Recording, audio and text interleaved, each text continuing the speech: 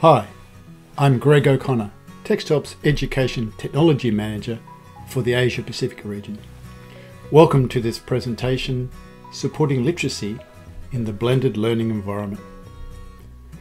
We live in a period of great disruption, and this is nowhere more obvious than in our schools. Classrooms are changing. These changes will more than likely involve some level of blended learning, mixing the traditional classroom environment with one in which students learn online from home and through a variety of online media. How can we move towards this notion of a changing learning environment whilst ensuring we're bringing all our learners with us?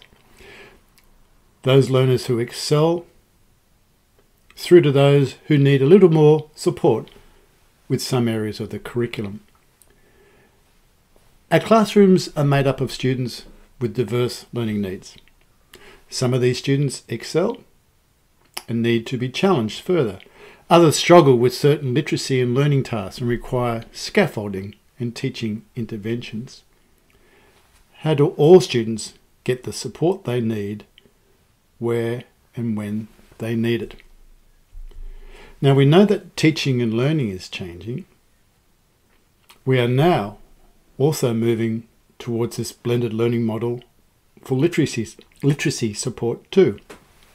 Students are learning at school, at home, online, offline, and a combination of all of this.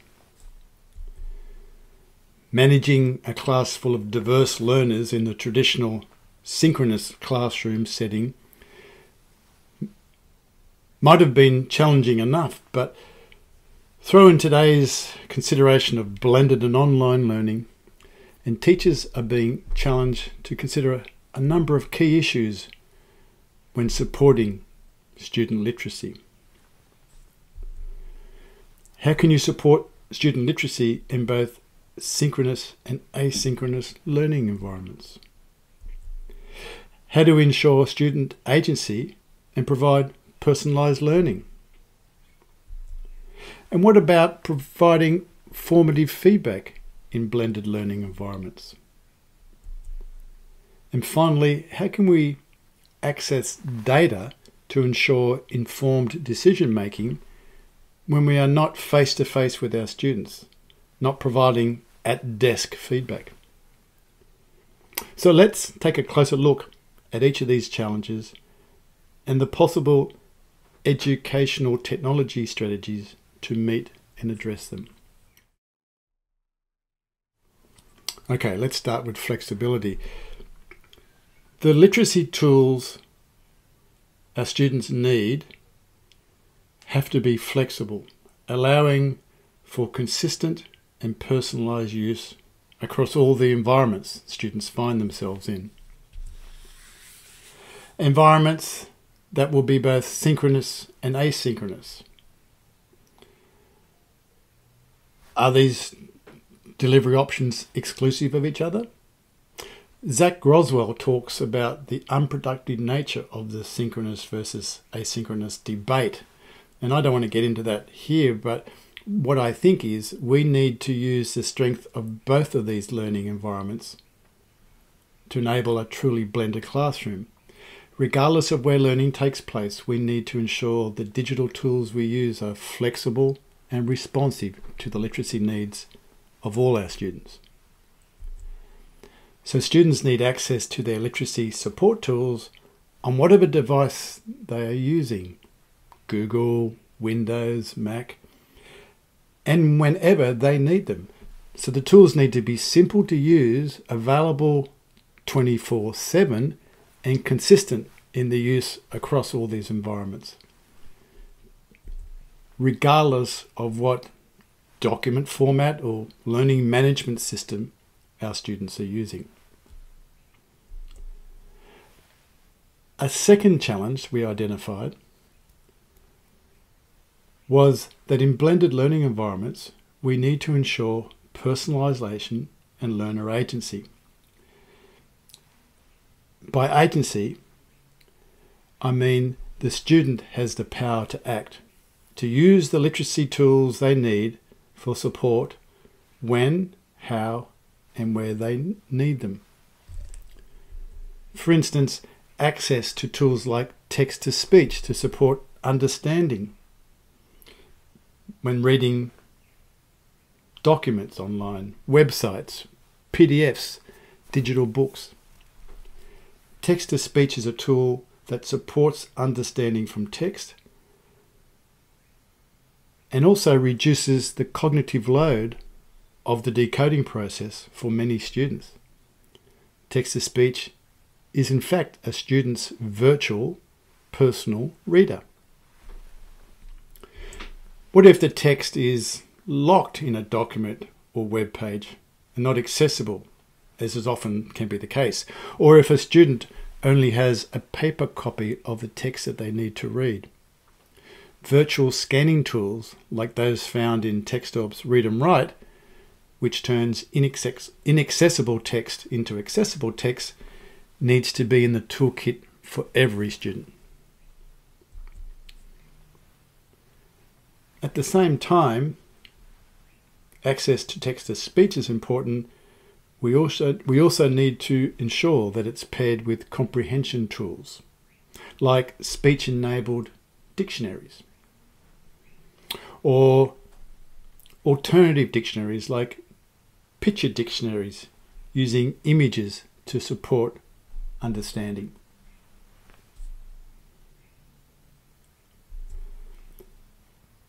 And then there's tools allowing students to reduce text complexity and online distractibility,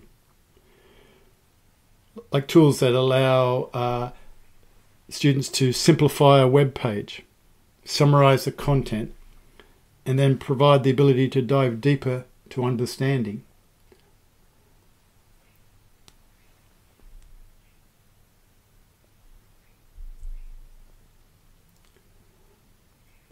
And of course, providing multiple ways for students to respond and demonstrate understanding is really important. Tools like word prediction, or using your voice to type, voice typing, and proofing tools that use grammar, spelling, punctuation checkers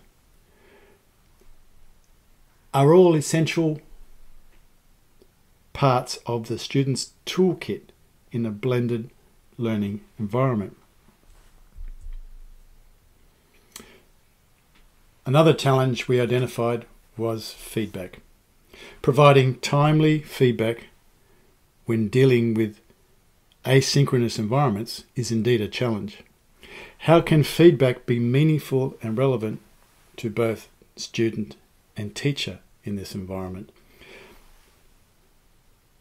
To support student literacy in blended learning environments, feedback needs to be immediate and timely, personalised to the needs of the student, and collaborative in nature. For example, education technology tools like voice notes that allow teacher and students to attach voice files of recorded reflection and feedback in real time to documents. Or feedback that is personalised and provides data a student can then use to set goals and provides motivation, like this example from TextHelp's Write-Q.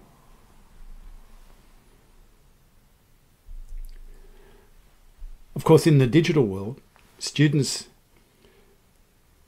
not only have the tools at their fingertips to receive feedback, but they can collaborate with others using those same tools, such as leaving voice notes and annotating docs and PDFs with text and images and drawings and so much more.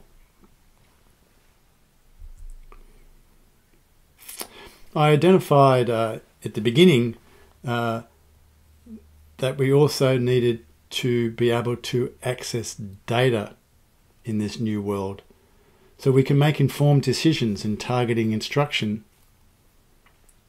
across all environments.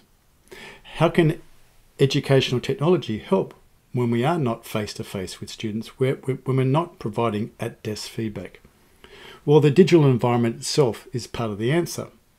When students use educational technology tools, we can make the most of the data that is generated when students are using their keyboard, their touchscreen, or their voice directly to their device. What are some examples of this?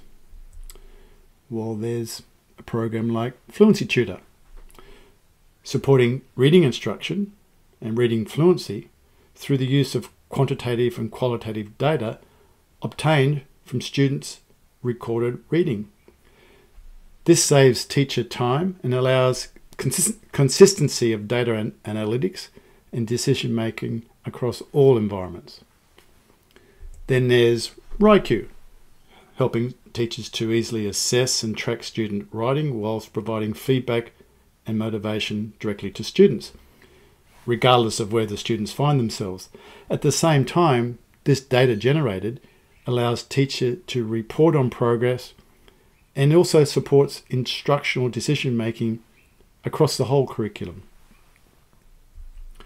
And finally, teachers using Read and Write have access to usage data for their classes and individual students via DataDesk, identifying what literacy tools students are using or not using, identify opportunities for instruction, and providing trends in usage over time. I hope this short presentation has given you a moment to stop and reflect on how educational technology supports the literacy of your students, whether they are in class or online or a mix of both. If you would like to try TextHelp's literacy support tool Read and Write, it's free for teachers. Just use your school email to access your own copy at text.help/literacy-webinar.